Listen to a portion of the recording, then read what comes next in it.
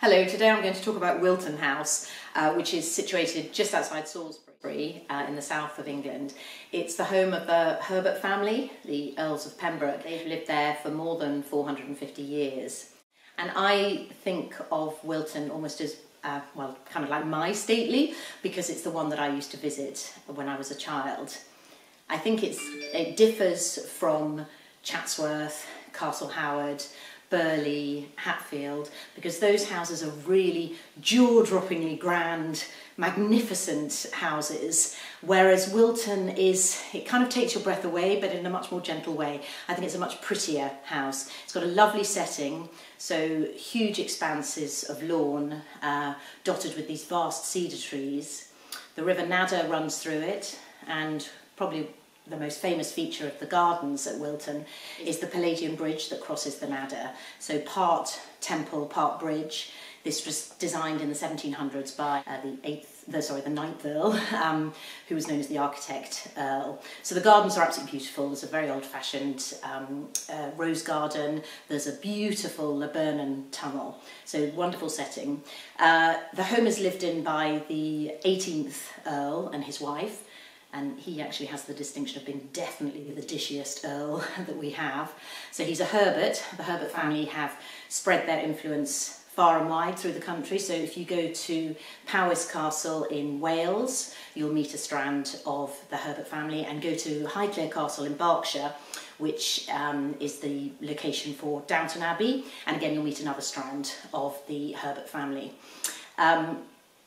The story of Wilton, in common with many of these stately homes, starts with a religious foundation, and there was a Benedictine nunnery on the site which was closed down by Henry VIII during the dissolution of the monasteries, and the land was given to Sir William Herbert, and he proceeded to build himself a fine house. So you still see some of that original Tudor house, and in an early example of recycling, some of the stonework from the nunnery was incorporated in the Tudor private house that was built, and you can still see some elements of that. So the house has been modified, changed, of course, over the centuries. It's absolutely glorious inside, some of the most splendid interiors that you'll see in any house in the country, and undoubtedly the most famous room in the house is called the Double Cube Room. Now, this room was designed by Inigo Jones in the 1600s, and it's part of a suite of rooms, or it's one of a suite of rooms or a state apartment that was designed for the entertainment of a visiting monarch. The monarch in question was Charles I. Unfortunately, he never got to see this suite of rooms because the Civil War intervened, and Charles had his head chopped off before he could get down to Wilton. But we can enjoy this wonderful suite of rooms. The Double Cube Room literally drips in splendour and opulence and glamour. The dimensions are 60 feet by 30 feet by 30 feet. It's all, the paintwork is cream and gold. You've got masses of cherubs, you've got garlands of fruits and flowers. And the room was designed to house the family's collection of Van Dyck paintings. And at the far end of the room, you see, I think it's probably the largest family portrait that Van Dyck ever painted. It's 17 feet wide, and it's the family of the then Earl of Pembroke. So visit Wilton and you see the most extraordinary art collection. So on top of the Van Dycks, you see paintings by Rembrandt, Ribeiro, Rubens, Bruegel, Teniers. There's a world-class collection of sculpture there. The Pembrokes were very early collectors of art. In the 1600s, the 4th Earl was very close to King Charles I, and he, along with two other aristocrats, the Earl of Arundel and the Duke of Buckingham, and Charles I himself, accumulated great collections of art. So they were some of the first great collectors, and if you like, there was a certain amount of competitive spending that went on. And subsequent generations of the Pembrokes continued to collect, and amongst the grand tourists, the Pembrokes were some of the sort of top tourists. They accumulated great collections. And this association with the creative world, with the arts, has continued at Wilton. So at one point Wilton was known as the Academy of Arts because it was so closely associated with creative people. And we know that Ben Jonson, the playwright, was entertained there. John Donne, the poet, knew Wilton well.